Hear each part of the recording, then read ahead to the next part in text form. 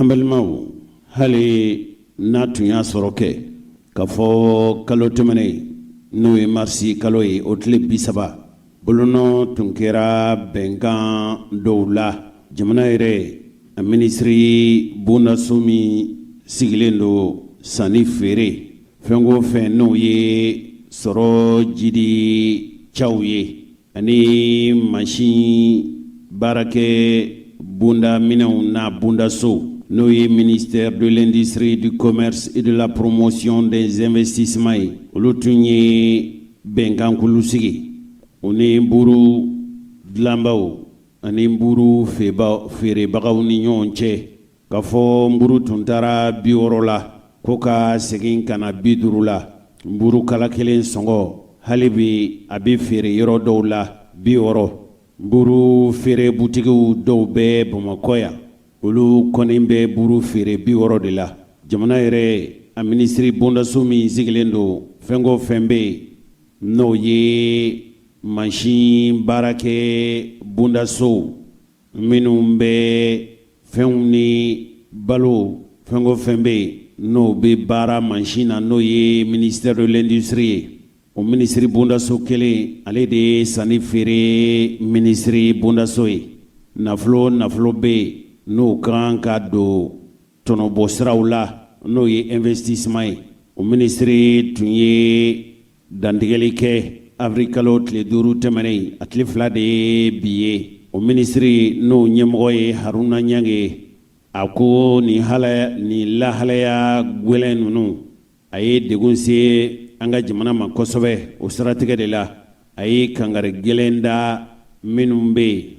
n'u bɛ ka buru feere k'a sɔrɔ u sigira u ni ɲɔgɔn cɛ ka cɛfɔ kɛ ka bɛn buru sɔngɔko kan a yɛrɛ kɛra ni buru dilanlaw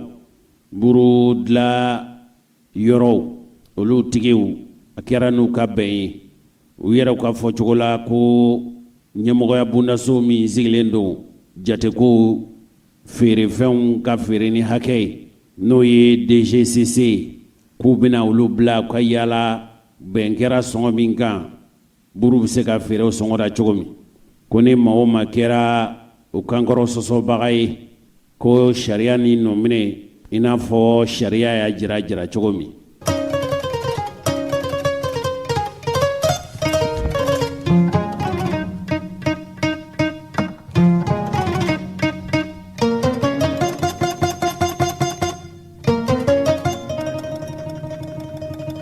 An balimaw politique tɔn min bɛ n'a bɛ fɔ a ma ko URD o URD o ye Ismaila Sise tɔgɔlatɔn ye hali n'a y'a sɔrɔ k'a fɔ bi kɛ ko Ismaila fatura o bɛɛ lajɛlen b'a kalama k'a fɔ min ye Ismaila Sise a tun minɛna tuma min na a tun taara a yɛrɛ sɔrɔyɔrɔ la n'o ye Ɲafunke ye jamana tun y'a jira k'a fɔ cɛbɔ sugandi min n'o tun kan ka kɛ o cɛbɔ sugandi ka kɛ wasaden ye o ɲɛkɔrɔla la min ye Ismaila ye a tun taara a yɛrɛ sɔrɔla yɔrɔ min Tombouctou mara la a tun taara yɛrɛ kofɔla ye Ismaila Sise ale minɛna marifatigi dɔw fɛ a ye min k'u bolo a ka ca ni kalo 6 hakɛ ye nka o Ismaila Sise laban u tun nana bila Ismaila Sise bilalen kɔfɛ a tun taara jamana kɔ kan a tun ta kun ye fɛn min ye o ye tuma dɔ la a ye furancɛ min kɛ n'a tun bɛ minɛlikɛlaw bolo cogo min a bɛ se ka taa ɲɛfɔli kɛ a kanuba minnu bɛ jamana kɔ kan farafinna ni farajɛla o tali de senfɛ Ismaila Sise ka fatuli ko fɔra Faransi o Ismaila Sise tɔgɔlatɔn n'o ye Union pour la République et la démocratie ye n'o URD ye u ye dantigɛli kɛ dɔgɔkun tɛmɛnen k'a fɔ u na cɛbɔ kɛ jamana kuntigi sigi n'o ye président sigi nata ye ni layidu taara sibiri tɛmɛnen URD yɛrɛ tɔn ɲɛmɔgɔ dankan fɔlɔ fɛ n'o ye premier vice président ye n'o ye professeur Saliku Sanogo ye URD u ye u ka san politiki walew a kɛra o dayɛlɛli kɛnɛ kan Bamakɔ yan a kɛra palais de la culture Amadou Hampâté Bâ la a kɛra tɔn yɛrɛ ɲɛmɔgɔw caman ɲɛna u ka tɔndenw ni tɔnkanubaw ani mɔgɔ minnu tun welela u ka kɛnɛ kan o so kɔnɔ ye jama tun fanga ka bon kosɛbɛ jamana yɛrɛ ka forobalaseli sɛbɛn ɲɛta ale sɔrɔ ale y'a jira k'a fɔ dantigɛli sɛbɛn minnu tun bɛ a kɛnɛ kan u ko ka jɛ mali ka danbe bɛ se ka segin a ma cogo min ko URD o ye fanga min don o don dɔ de bɛ fara a barika kan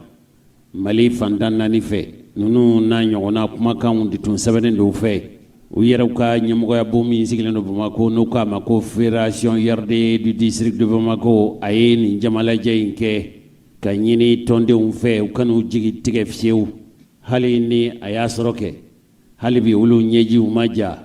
k'a sabu kɛ Soumaïla Cissé ka fatuli u ko sira minnu tun bɔra Soumaïla Cissé fɛ o sira ninnu bɛ se ka fura cogo ɲuman minnu na minnu b'a to fura in bɛ se ka jɛya dantigɛli min kɛra Bamakɔ yan a ɲɛmɔgɔ u ka tɔn ɲɛmɔgɔya bon fɛ n'o ye Samuel Jara ye a ko n'i y'a ye jama in bɔra nin bɔcogo la nin ye seereyaw de ye seereya minnu b'a jira k'a fɔ nin bɛ URD la an fɛ Bamakɔ yan a ye hakili latigɛ kumaw fɔ cɛsiri o cɛsiri bɛ se k'a to Soumaïla Cissé baara minnu kɛ o baara ninnu kana dugan baara ni cɛsiri bɛɛ lajɛlen bɛna kɛ o sira kan ko Soumaïla Cissé hakilina ni kuntilenna dɔw de tun b'a la fasoko in na wa a tun limaniyanen de don n'a ye k'a fɔ don dɔ ko Mali in bɛna a yɛrɛ sɔrɔ Mali kɔnɔ in ka nin jigilatigɛ sabu don dɔ bɛ Mali ye ko nin tun ye Soumaïla Cissé ka kuma ye a y'a jira k'a fɔ olu limaniyanen don ni tɔn ye ale yɛrɛ kɔni ka hakilina ni o ye tɔn ɲɛmɔgɔ dangan fɔlɔ n'ale de ye tɔn ɲɛmɔgɔya kalifara mɔgɔ min na Soumaïla Cissé ka fatuli kɔfɛ n'o ye professeur Saliku Sanogo ye a ye foli ci kɛrɛnkɛrɛnnen lase u ka tɔn bɛɛ lajɛlen ma ka jira k'a fɔ minnu bɛ yen n'o ye URD tɔndenw ye hali bi u ka ɲɔgɔn minɛ k'u cɛsiri min b'a to Soumaïla Cissé tun ye fɛn min ɲini Maliko la a ka laɲini tun ye a ŋaniya tun ye fɛn o fɛn ye Maliko la o bɛ se ka sabati cogo min a kɛnɛ kan seereya minnu sɔrɔla o seereya ninnu filɛ nin dɔw ɲɛna ko Soumaïla taalen u y'a ye an dusu kasira o y'a ye dɔw yɛrɛ découragera ka yɛlɛ k'a fɔ URD tɛ yen tuguni parce que Soumaïla Cissé tɛ yen mais an y'a fɔ Soumaïla Cissé URD bila cogoya min na hali n'ale tɛ yen don min na URD ka continuer kan an y'o de fɔ an ko fana an ye layidu ta k'a fɔ Soumaïla Cissé URD ka kɛ min ye an de bɛ taa o sira in fɛ a b'a fɛ an ka baara min kɛ Mali ka bɔ nɔgɔ la an bɛ continuer o baara fɛ donc URD bɛ marché n y'a fɔ ko mɔgɔ dɔw nana don o don mɔgɔ kura de bɛ na filanan ye min ye aw tun jɔrɔlen a bɛ fɔ réseaux sociaux la dɔw b'a fɔ journaux la dɔw b'a fɔ radio kɔnɔ ko URD candidat ye joli ye an ma se candidat bɔ ye fɔlɔ parti jumɛn ye candidat bɔ fɔlɔ élection dɔgɔdara wa élection ma dɔgɔda nka k'a fɔ ye a k'a dɔn a k'a bati de bɔ URD yɛrɛ kɔnɔ. An balimaw politique tɔn min bɛ yen n'u k'a ma ko Union pour la République et la démocratie n'o ye URD o tɔn ɲɛmɔgɔba tun don tuma min na a tun bɛ minɛ mɔgɔ minnu bɛ yen n'olu tun ye Ibrahim Boubacar Keïta faden ye jamana politique la u b'a fɔ min ma ko chef de file de l'opposition an ko fanga sinamatɔn fanga ŋwara dabaw olu ka ɲɛmɔgɔw ka beretigi de tun ye Soumaïla ye o Soumaïla Cissé ko n'a tun minɛlen don a labilara octobre kalo tile 8 tɛmɛnen a ye min kɛ minɛla o ye kabili mars kalo tile 25 tɛmɛnen a tun minɛlen don Mopti mara tun minɛlen don jamana kɔrɔnfɛla la e ko a yɛrɛ ye yɔrɔ kelen fɔ wa sabu min ya ale ye minɛlen kɔfɛ a ɲiningara jamana kunnafoni lase kɛbaw fɛ Soumaïla Cissé minɛna tuma min Mali wasadenw olu tun y'u kanbɔli min kɛ députéya nɔfɛ a tun b'o yɛrɛ mankutu de la ɲafunke kɛrɛfɛla la n'o ye Tombouctou mara ye bɛɛ lajɛlen b'a dɔn k'a fɔ o ye Soumaïla Cissé yɛrɛ ka daga ye a ka daga jumɛn ye ɲafunke woloden de ye Soumaïla Cissé députéya sugandi wasadenya sugandi tɔtɔlen tile 4 hakɛ ye Soumaïla Cissé ani jama dɔ tun bɛ ɲɔgɔn fɛ ani mɔgɔ minnu bɔra Bamakɔ yan ka taa mangutuli kɛ yanni député sigi bɛ kɛ a bɛ mɔgɔ 10 ɲɔgɔn bɔyɔngo bɔ ninnu de bɔra sara feere ka taa kuma yira o furancɛ de la sa Soumaïla Cissé tununa mɔgɔw la ko sabu marifatigi dɔw olu tara bin a n'a ka mɔgɔw kan ka mugu ci min ye Ismaila yɛrɛ kɔlɔsilikɛla min bɛ yen n'o ye garde corps i n'a fɔ faamaw n'u bi taa yɔrɔ o yɔrɔ bɛ maa dɔ sugandi maa min bɛ u kɔlɔsi o Ismaila kɔlɔsilikɛla de fagara o senfɛ Ismaila ani jama minnu tun bɛ ɲɔgɔn fɛ u y'u fara ka bɔ ɲɔgɔn na o maa ninnu dɔgɔdɔgɔnin bilara sabu minɛlikɛla ninnu fɛ a dɔ la Ismaila nɔfɛmɔgɔ ninnu tɛ mɔgɔ ye mɔgɔw bɛ se ka mɔgɔ minnu minɛ sabu tun ka ca kosɛbɛ min ye Ismaila fɛmɔgɔw ye u tun seeriyara ka fɔ malidenw fana caman tun minɛna u bɛɛ lajɛlen tun tor'u bɛɛ lajɛlen bila daga kelen na nka k'i to ninnu bolo jɛntigɛ n'a ye alaw yɛrɛ dama aw ka dorogoso ɲɔgɔn na jango i ka maa wɛrɛ wele kɔni ni tigiw kɔni tɛ mɔgɔ minɛ cogo jugu la nka min ye dumuni ni ji ye ani ninnu n'u ye minɛ kɔni i mana kɛ maa sugu o sugu ye jagoya ni fin bɛɛ seli de seli waatiw mana se o Ismaila yɛrɛ a tun minɛli min kɛra fo ka se kɔsa in na ma hali mɔgɔ minnu tun bɛ yen n'u tun kɛra Ismaila minɛbaga ye ɲɛfɔli tun ma kɛ nka mɔgɔ minnu ni olu kɛra mɔgɔ ye mɔgɔ minnu u tigɛr'u mara i n'a fɔ olu de ye nin kɛ fo ka se kɔsa in na ma o ye Usama Ben Laden a tɔgɔla kɛlɛbolo min bɛ yen n'u k'a ma da o Maghreb islamique n'o ye AQMI ye dɔw tun ye seereya dɔw caman fɔ kalo caman de kɛr'o la Ismaila ka labilali ko a nana kɛ maliden bɛɛ ka hami ye wala maliden caman ka hami ye hali minnu bɛ yen n'o ye politikimɔgɔw ye o tuma na Ibrahim Boubacar Keita tun bɛ fanga na a kan ɲininkara siɲɛ joli a waati IBK a ye jamalajɛ min kɛ a tun ye Ismaila Sise ka bilali ko kumaw fɔ Ibrahim Boubacar Keita tuma min na a bɛ fanga na a ye nin kuma ninnu fɔ nazarakan na o seereya ninnu hakililajiginw dɔw filɛ nin Sachez qu'il est en vie. jamana ɲɛmɔgɔ a ko a y'a dɔn a ye limani ɲinɛ n'a ye k'a fɔ Ismaila bɛ balo la koyi Nous avons cette preuve de vie. Ismaila bɛ nin na wa o se ka taa na sabu o dalu b'an bolo Des efforts sont en cours cɛsiriw bɛ sen na dɛ pour obtenir sa libération dans le cogo plus min bref délai. Ismaila bɛ se ka bila teliya yɛrɛ la yanni sɔɔni cɛ Nous savons qui sont ses ravisseurs an b'a dɔn mɔgɔ minnu ye Ismaila minɛ bi et les contacts sont établis. wa anu bɛ ɲɔgɔn kalama an bɛ ɲɔgɔn sirala taama na Inch'Allah, inshallah Ismaila bɛ bila il sera de retour Ismaila bɛna segin ka na an yɔrɔ parmi nous tel qu'il l'a dit, Ismaila bɛna so i n'a fɔ a fɔra fɔ cogo min notre frère en mission. n ye n balima min bila nin ci la Mission heureuse, ni ci ɲuman don le Premier ministre Ousmane Issoufou Maïga. n'o ye minisiri Usmani Isufu Mayiga ye an balimaw nin tun ye Ibrahim Boubacar Keita ye a ye fɛn min fɔ n'a tun y'a baara kalifa Usmani Isufu Mayiga la kibaru jɔnjɔnw sɔrɔla k'a fɔ min ye Ismaila Sise yɛrɛ ye a labilali min kɛra ko a ye Ibrahim Boubacar Keita k'a y'a wele nɛgɛjuru la Ismaila Sise bilari min kɛra k'a ye Ibrahim Boubacar Keita wele kan tɛ fɔ ye ko Ismaila a ko k'a ye Ibrahim Boubacar Keita wele k'a ɲininka a ka kɛnɛyako la ni k'a barika da a ye cɛsiri minnu kɛ a n'a ye fɛn o fɛn kɛ min b'a to ale bɛ se ka labila cogo min olu yɛrɛw ko ten ni o ye Maliweb mɔgɔw ye u ko k'u ye URD mɔgɔ dɔ wele k'a ɲininka ko tiɲɛ don ko min ye Ismaila Sise k'a ye Ibrahim Boubacar Keita wele telefɔni na u kumana ko Ismaila ye fɛn min kanu ko o ye Ibrahim Boubacar Keita ka kɛnɛyako ye ani k'a fɔ ka barika da a ye cɛsiri minnu kɛ a ko IBK ko k'a tiɲɛ yɛrɛ la ko ne yɛrɛ sɛbɛkɔrɔ nisɔndiyara e ka bilali la Ibrahim Boubacar Keita ye baara minnu kɛ aw yɛrɛ y'a ka kuma mɛn sisan a tun ko k'a ye baara kalifa mɔgɔ min na o ye Usmani Isufu Mayiga ye Amadu Gindo hakililajigin kumaw don Usmani Isufu Mayiga tun ye min fɔ a fana tun ɲininkara tɔw kan na a ye fɛn minnu fɔ filɛ nin Le gouvernement a mis en place jamana marabaaw ye fɛɛrɛ bolo sigi sen kan une cellule de crise. n'o ye gɛlɛya wulili dabali fɛɛrɛ kulu C'est une mission d'État. nin ye an ka faso ka ci kulu de ye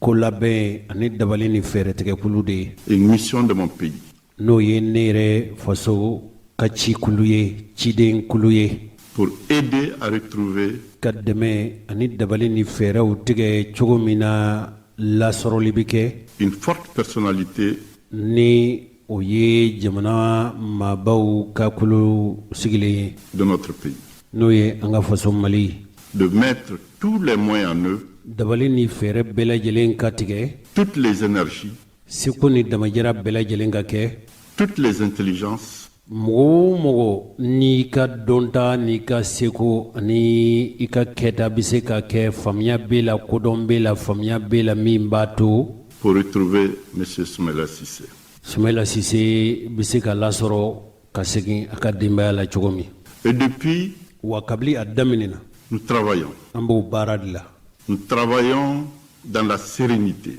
An bɛ ka baara kɛ ni hakili sigi ye. dans la discrétion Baara bɛ ka kɛ ni kodɔn ni gundo ye. et dans l'efficacité. Baara laɲini ye fɛn min ye, baara bɛ ka kɛ n'o taabolow de ye. Nous faisons un travail de proximité. Wa baara in bɛ kɛ kɛcogo min o ye ka taa fɔ a sun kɔrɔ. Nous avons rencontré plusieurs personnalités An ye mɔgɔba caman an n'o ye ɲɔgɔn ye nin ko in kan. d'ici et d'ailleurs. Mali kɔnɔ ani fan wɛrɛ fɛ. Nous avions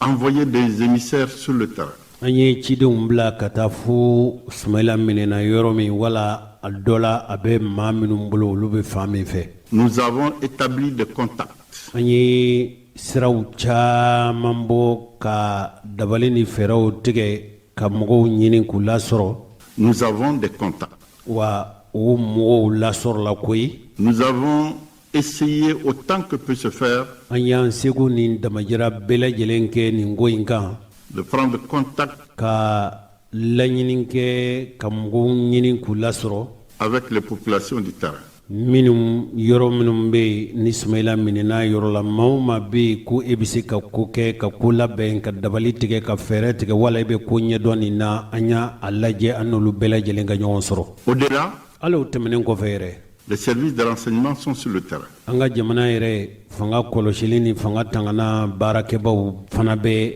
a yɔrɔ la yen. Les plus hautes autorités de ce pays Min ye an ka jamana ɲɛmɔgɔbaw bɛɛ lajɛlen ye ont pris aussi contact olu fana ye dabali ni fɛɛrɛ tigɛ ka laɲinini kɛ ka sɔrɔli kɛ mɔgɔw la avec certains amis du Mali. Mali yɛrɛ teri minnu bɛ yen n'olu fana bɛ se ka n dɛmɛ nin ko la olu bɛɛ lajɛlen ye siralabɔ la de l'intérieur comme de l'extérieur, Mali kɔnɔ ani jamana kɔ kan pour pouvoir nous aider cogo min u bɛ se k'an dɛmɛ à la recherche de M. Soumaïla Cissé. an balimakɛ Soumaïla Cissé a bɛ se ka ye cogo min k'a lasegin a ka so karama ni hakililatigɛ kɔnɔ. C'est une mission Nin ye ci de ye compliquée, ni a baara in tɛ baara nɔgɔ ye mais qui a besoin ni a haju bɛ baara in haju bɛ fɛn na de discrétion, ni o ye dala teliya ni kuma caman nin baara in tɛ dilan n'o ye fiyewu d'efficacité. wa tumana ɲinini minnu bɛ se ka to an bɛ se ka wasa sɔrɔ an ka baara in na. Nous sommes résolus An cɛsirilen don cogo bɛɛ lajɛlen na wa an limaniyalen don. à ramener Soumaïla Cissé. Soumaïla Cissé an bɛ se ka a laɲini cogo min ka na n'a ye a faso kɔnɔ.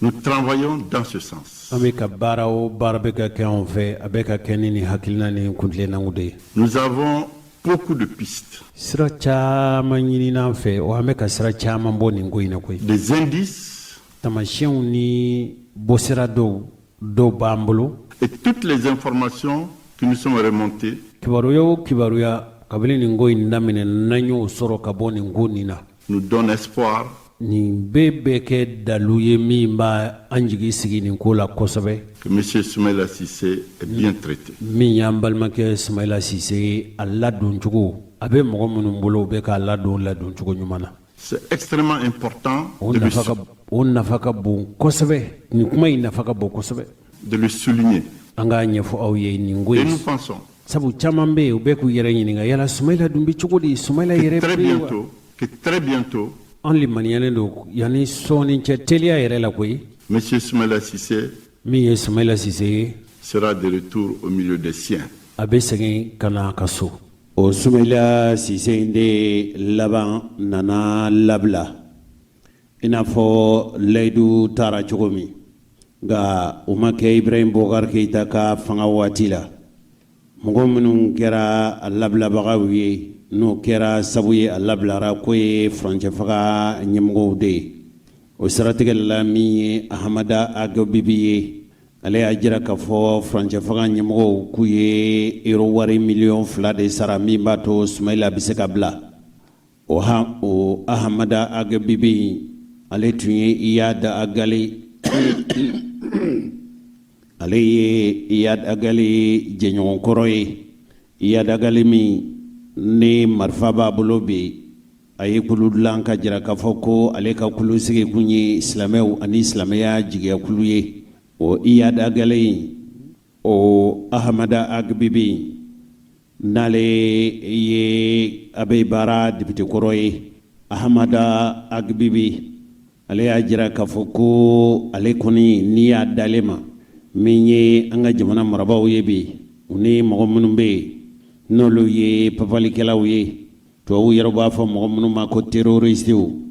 ko n'i y'a da ale ma mali marabaaw ni n'u nasigi ka kuma a ye nin kibaruya in de fɔ faransikaw yɛrɛ ka laseli bondaso min bɛ yen n'o ye RFI ye u tun n'a ye baro kɛ o de senfɛ sa a da sera Sumayila Sise ka labilali ko ma a ye fɛn minnu fɔ o sira fɛ a ko k'ale b'a kalama k'a fɔ min ye furancɛ fanga ɲɛmɔgɔw ye k'u ye euro wari miliyɔn 2 de sara min b'a to Sumayila Sise bɛ labila ahamada agbibi a y'a jira k'a fɔ min ye colonel Ismail Sanogo ye olu de tun ye jamana marabaaw ka cidenw ye Sumayila labilali ko la ala ka hinɛ ala bɛ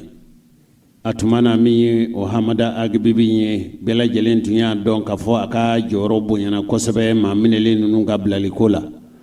ani RFI ka kunnafoni lase la a ko euro wari miliyɔn 2 euro wari miliyɔn 2 in o bɛ ɲini ka taa sifa wari miliyari 1 ni tilala ko de sarala papalikɛlaw ye cogo min ala ka hinɛ Sumayila Sise la a bɛ se ka labila cogo min a ko yɛrɛ dama dɔrɔn tɛ ko maa 100 ni maa 90 olu fana labilara mali marabaaw fɛ i n'a fɔ agbibi y'a jira cogo min a yɛrɛ ko ten ko a ko daminɛ la ko mɔgɔ minnu tun bɛ mɔgɔ minnu tɔgɔ tun fɔra a tun bɛ taa fɔ mɔgɔ 300 ɲɔgɔn la nka ko ma ɲɛ sɔrɔ ko sabu ko n'i bɛ fɛn ɲini i fɛn ɲini ɲɔgɔn fɛ n'aw bɛ bɛn sira ɲini na i ka ɲini fɛn bɛɛ lajɛlen tɛna se ka kɛ i ka sɔrɔta ye fo bɛɛ ka diɲɛ ko dɔw kɔ k'o siratigɛ de la ko min ye mali marabaaw ye ko y'a jira k'a fɔ mɔgɔ dɔw bɛ yen olu tɛ se ka labila o tuma o ɲɛfɔra ko mɔgɔ ninnu ma se ka labila mɔgɔ minnu bɛ yen n'a tun fɔra k'a fɔ olu ka labila n'olu ma se ka labila ko Fawaz Oldo Ahmed n'o ye Ibrahim numéro 10 ye ani Mimi Oldo Baba Oldo Sheikh ko ninnu ye papalikɛla juguw ye minnu u ye papali kɛ yɔrɔ caman na ko nka ko faransikaw ka jamana muso min bɛ yen n'o ye Sophie Petronome ye ani italikaw ka maa 2 fana minɛlen don k'olu fana labilara olu labilara ani Sumayila Sise fana labilara Iyad Agali fɛ ko sabu ninnu tun minɛlen don ale olu de bolo agbibi a y'a jira k'a fɔ ale kɔni t'a joona fɛn o fɛn Faransi marabaaw ta ye ale kɔni tɛ fɛn dɔw la ale yɛrɛ kɔni fɛ ko min ye Mali ye Mali de y'a ɲini ale fɛ a ka taa bɛnkola ɲɛɲini ale taara o ɲɛɲini ko min ye Mali marabaaw ye k'u ye nafolo min sara o ye an faso Mali ye ko u ye pangolon dɔ fana ta ani u y'u ka pangolon ta ani ka maa minnu tun minɛlen don k'olu fana minɛ k'olu fana labila ko ninnu tun minɛlen don Mali kasobon kɔnɔna na ko ale kɔni bɛ fɛn min joona o de ye k'a fɔ nin ko bɛɛ lajɛlen kɛla Mali marabaaw de fɛ Sumayila yɛrɛ a labilara waati min ɲininkali min kɛra kunnafoni laselaw fɛ n'o ye jamana ka foroba laseli sɛbɛn a kibaruya jɔnjɔn dɔ na sisan jamana de ye nafolo sara a ka ca ni sefa wari miliyari 1 ani tila ye cogo min Sumayila Sise labilara i n'a fɔ seereya minnu sɔrɔla an ka donkibaru nata ninnu na baro min tɛmɛna RFI ani Ahamada Agbibi ni ɲɔgɔn cɛ min bɛ tali kɛ papalikɛla ninnu labilali min kɛra a y'a jira k'a fɔ ko jamana Mali yɛrɛ furancɛ fanga ɲɛmɔgɔw bandaw Asimi Goita ani furancɛ fanga ɲɛmɔgɔ tɔw u ye sefa wari miliyari 1 ni tila de di Sumayila ala ka hinɛ Sumayila Sise la a bɛ se ka labila cogo min Sumayila Sise labilalen dantigɛli fɔlɔ min tun kɛra a fɛ o dantigɛli kan ninnu olu filɛ nin Et mes enfants m'ont écrit quelque chose qui m'a touché. ne denw ye sɛbɛn dɔw ci ma sɛbɛn minnu a ye a sera ne ni ma kosɛbɛ M'a aidé. o de kɛra sabu ye kuma ninnu kɛra sabu ye ka ne Sumaila Cissé sɛbɛkɔrɔ dɛmɛ. Ils m'ont dit, nous sommes forts et nous resterons forts pour toi. u y'a jira k'a fɔ anw ni laminen don wa an ni laminen bi to. Sois fort et reste fort pour nous. anw ni laminen bi to e ye baba wa baba i yɛrɛ ka kɛ mɔgɔ fangatigi ye i k'i cɛsiri anw fana ye. Vous savez, c'est quelque chose qui stimule.